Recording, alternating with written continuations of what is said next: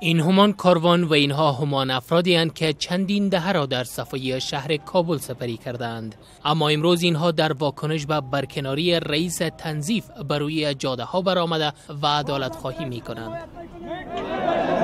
رئیس خود حمایت میکنه.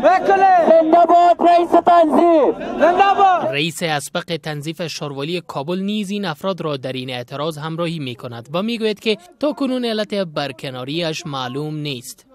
هرچی تغییر و تبدیل یک اصل است، ما با این اصول استوار هستیم، ولی که بدون موجب باشه، بدون دلیل باشه و ما هیچ گناهی نداشته باشیم تغییر تبدیل شده باشه، این ما آمدم همراه کارگرای مشوره کردم، گفتم این تو یک موضوع شده، ما از پیش از یا می‌خواستم خداحافظی کنم.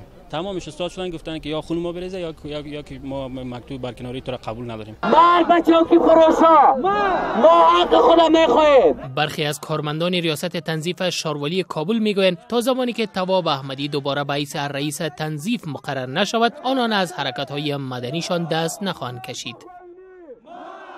این شهر شکچور نیست، چوکی فروشی خو نیست، از یکی بگی بعد دیگه بته تا 6 ماه تیرش از رئیس دیستریکت تبدیل میکنه، به کدام دلیل تبدیل میکنه؟ به ما سند خط پیش اینمی کار ما را جور میکنه، یک نمره زمین که ما وعده کرده به در ماشای ما را گفته، این از اینمی خاطر دیگه چوکی را میشونن که گپ تغییر بخوره. گردامه از خاطر ماشاست که بدر مردم که به ماش مونده، به پیسه است، به تنگ است، به کس زفکاری ندارن، به خاطر زمین.